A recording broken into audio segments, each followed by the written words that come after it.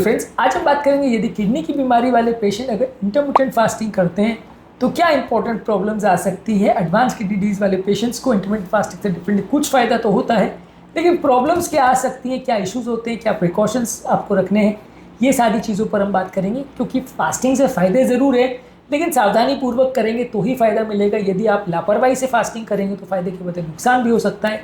इन बातों को ध्यान रखना ज़रूरी है। आज का टॉपिक है issues of intermittent fasting in advance kidney disease, यानी सीकेडी या किडनी डिजीज़ 4 और 5 स्टेज में अगर पेशेंट है तो क्या इश्यूज होते हैं, ये सारी चीज़ों पर बात करेंगे। ओवरऑल इसमें फ़ायदा ये है कि आपका ब्लड शुगर बेटर होगा, आपका मेटाबॉलिक कंट्रोल बेटर होगा, बॉडी का इन्फ्लेमेशन बेटर होगा, किडनी डिजीज़ के बढ़ने का रिस्क कम होगा। लेकिन नुकसान ये है कि बॉडी डिहाइड्रेट हो सकती है, इलेक्ट्रोलाइट्स का इंबैलेंस हो सकता है, मैल न्यूट्रिशन हो सकता है, बीपी में फ्लक्चुएशन हो सकते हैं। इसलिए एक मॉडिफाइड अप्रोच आप रखेंगे तो ज़्यादा अच्छा है। ये सारे इश्यूज पर आज हम बात करेंगे। टॉपिक पर जाने से पहले जो लोग हमारे चैनल पर नए हैं, रिक्वेस्ट करूंगा चैनल को सब्सक्राइब करें, वीडियोस को लाइक करें, शेयर करें, फॉलो करें, कमेंट करें, पूरा देखें। टॉपिक इंपॉर्टेंट है, इसे एंड तक देखिएगा। चलिए शुरू करते हैं।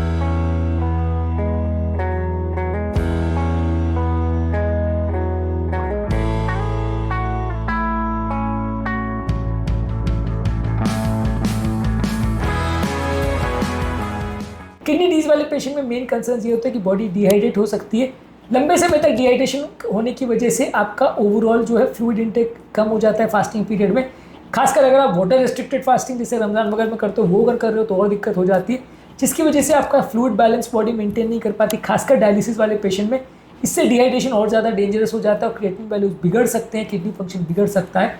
पानी की ज़्यादा मात्रा लेना ज़रूरी है और पहले से इस बात पर ध्यान देना ज़रूरी है। इसके अलावा कई तरह के इलेक्ट्रोलाइट्स, खासकर सोडियम, पोटेशियम और मैग्नीशियम में गड़बड़ी हो सकती है। किडनी के पेशेंट्स में ऑलरेडी ये इलेक्ट्रोलाइट्स का मैनेजमेंट मुश्किल होता है। बॉडी में इसमें बहुत सारे वेरिएशंस होते हैं क्योंकि इलेक्ट्रोलाइट्स नॉर्मली किडनी द्वारा निकाले जाते हैं, किडनी फेलियर पेशेंट्स में बराबर काम नहीं करते हैं। इसकी वजह से बॉडी में सोडियम, पोटेशियम के लेवल्स में सडन चेंजेस देखने को मिल सकते हैं, जिसकी वजह से बहुत ज़्यादा वीकनेस, चक्कर और हार्ट के प्रॉब्लम्स आ सकते हैं। यदि कोई व्यक्ति डायलिसिस पे है तो इलेक्ट्रोलाइट्स लेवल बहुत ज़्यादा फ्लक्चुएट कर सकते हैं, जिससे आपका ओवरऑल फास्टिंग करना और ज़्यादा मुश्किल हो जाता है और जिसकी वजह से साइड इफेक्ट्स भी और ज़्यादा हो सकते हैं। लॉन्ग टर्म, शॉर्ट टर्म कई तरह के प्रॉब्लम देखे जा सकते हैं। इसके अलावा फास्टिंग के दौरान ब्लड प्रेशर के ज़्यादा फ्लक्चुएशन देखे जा सकते हैं, खासकर डायलिसिस पेशेंट में। यदि आप मील्स को मिस करते हैं तो कई बार चक्कर, कमजोरी आ सकती है, गिर जाने का खतरा हो सकता है।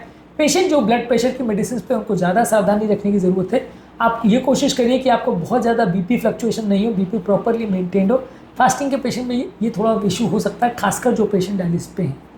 इसके अलावा आपको थोड़ा मैल न्यूट्रिशन और मसल लॉस का ज़्यादा रिस्क हो सकता है। वैसे ही किडनी डिजीज़ वाले पेशेंट में थोड़ा मसल लॉस ज़्यादा होता है, सार्कोपीनिया ज़्यादा होता है, मसल वेस्टिंग ज़्यादा होती है। लॉन्ग पीरियड्स ऑफ फास्टिंग आप करते हो तो मसल लॉस और वीकनेस और पुअर इम्यूनिटी ज़्यादा देखने को मिलती है। डायलिसिस वाले पेशेंट में ऑलरेडी डेफिशिएंसी होती है, बहुत ज़्यादा प्रोटीन आप ले नहीं सकते, तो वैसे कि इसमें ओवरऑल न्यूट्रिशन भी यदि आप कम करते हो तो मसल लॉस थोड़ा ज़्यादा देखने को मिल सकता है। तो इसके लिए थोड़ा एक्स्ट्रा सावधानी आपको रखनी पड़ेगी। किडनी डिजीज़ वाले पेशेंट में ये भी प्रॉब्लम है कि जहाँ बॉडी का जो डायबिटीज़ का कंट्रोल गड़बड़ा जाता है किडनी डिजीज़ में, जहाँ इंसुलिन का और दवाइयों का प्रॉपर डोजेज मेंटेन कर पाना बड़ा मुश्किल होता है, वहाँ पे यदि आप मील्स को मिस करते हो तो ब्लड शुगर में थोड़ा और ज़्यादा फ्लक्चुएशन देखने को मिलेगा और बॉडी उसको प्रॉपरली हैंडल ना कर पाए, ऐसा हो सकता है। कॉम्प्लिकेशन के रिस्क रेशियो बढ़ सकते हैं।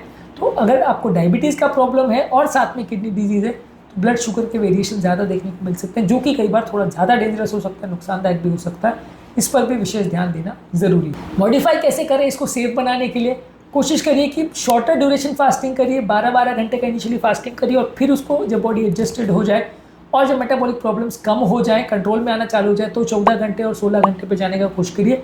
लंबे ड्यूरेशन की फास्टिंग जैसे डायरेक्टली 16 घंटे का या 1 मील पर डे, वो सब स्ट्रैटेजी में शुरुआत में मत जाइए। धीरे धीरे करके उसको बढ़ाइए और उस पर थोड़ा ज़्यादा खाने पीने पर भी फोकस करिए कि पेशेंट को क्या खाना है क्या नहीं। हाइड्रेशन पर ज़्यादा फोकस करिए और पेशेंट को पानी, हर्बल टी और इलेक्ट्रोलाइट ड्रिंक्स बीच बीच में लेते रहने को बोलिए। इससे आपका फास्टिंग भी नहीं टूटेगा और बॉडी की पानी की कमी भी नहीं होगी, तो किडनी डिजीज के पेशेंट में, खासकर डायलिसिस पेशेंट में ज़्यादा प्रॉब्लम नहीं आएगी। स्मॉल फ्रीक्वेंट मील्स लें।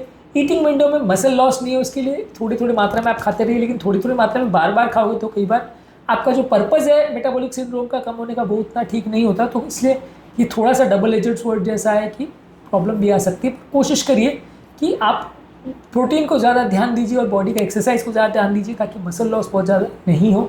प्रॉपर मेडिकल सुपरविजन में ही इसको करें तो ज़्यादा अच्छा है, नहीं तो थोड़ा प्रॉब्लम आ सकती है। खाने पीने में क्या चीज़ें कर सकते हैं, एक तो पानी ज़्यादा लीजिए, खासकर नारियल पानी ले सकते हैं, हर्बल टी ले सकते हैं, सिंपल पानी ज़्यादा मात्रा में ले सकते हैं। नारियल पानी अगर पोटेशियम बहुत ज़्यादा है तो थोड़ा सावधानी पूर्वक लीजिए। इसके अलावा किडनी फ्रेंडली न्यूट्रिएंट डेंस मील प्रोडक्ट्स पर फोकस करिए। कौन कौन सी डाइट है किडनी पेशेंट के लिए ज़्यादा अच्छी, उस पर फोकस करिए और उनको यूज़ करने का ज़्यादा कोशिश करिए। इसके लिए हेल्दी फैट जैसे ऑलिव ऑयल, कोकोनट ऑयल और घी, और मॉडरेट मात्रा में प्रोटीन जैसे कि पनीर, टोफू और फिश ले सकते हैं छोटी मात्रा में। Blood glucose level, blood pressure और इलेक्ट्रोलाइट्स लेवल को रेगुलर बेस पर मॉनिटर करते रहिए। फ्लक्चुएशंस होने पर प्रॉपर दवाइयों को एडजस्ट कराइए। कोशिश करिए कि इनिशियली आप बहुत लॉन्ग फास्टिंग मत करिए। ड्राई फास्टिंग यानी वाटर रिस्ट्रिक्टेड फास्टिंग, इसमें पानी बिल्कुल नहीं जा रहा, वो मत करिए। बहुत ज़्यादा हाई प्रोटीन डाइट मत लीजिए, इससे किडनी पर ज़्यादा स्ट्रेस पड़ेगा।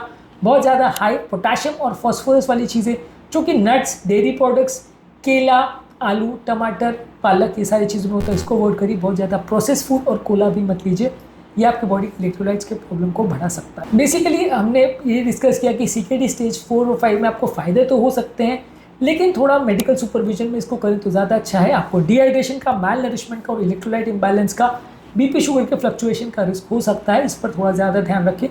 स्लोली अपने फास्टिंग को स्टार्ट करिए, 12-12 घंटे की फास्टिंग करिए, फिर धीरे धीरे कर उसको बढ़ाइए। प्रॉपर हाइड्रेशन का और बैलेंस मील का ध्यान रखिए। प्रॉपर मेडिकल सुपरविजन में डाइटिंग करेंगे तो ज़्यादा अच्छे रिजल्ट्स मिलेंगे। प्रॉपर आप स्ट्रैटेजी को फॉलो करेंगे तो ज़्यादा अच्छे रिजल्ट्स मिलेंगे। आज हमने बात करी कि यदि आपको क्रॉनिक किडनी डिजीज़ है और लास्ट स्टेज किडनी डिजीज़ है, स्टेज 4, स्टेज 5 आप डायलिसिस पे, तो क्या आप इंटरमिटेंट फास्टिंग कर सकते हैं, क्या क्या इंपॉर्टेंट प्रॉब्लम आती है और क्या क्या मॉडिफिकेशन आपको करनी चाहिए। उम्मीद करूँगा कि आज के टॉपिक में कुछ नई बातें जानने को मिली होगी। इंटरमिटेंट फास्टिंग के कॉन्सेप्ट और अलग अलग स्ट्रैटेजीज और क्या खाना चाहिए क्या नहीं, और रमज़ान के टाइम क्या ध्यान रखना चाहिए, उस पर भी हमने अलग से वीडियोज़ किए हैं, उसको देख लीजिएगा। उम्मीद करूँगा कि आज के टॉपिक में कुछ नई बातें जानने को मिली होगी। जो लोग हमारे चैनल पर नए हैं, मैं रिक्वेस्ट करूँगा चैनल को सब्सक्राइब करें, वीडियोज़ को लाइक करें, शेयर करें, फॉलो करें, कमेंट करें पूरा।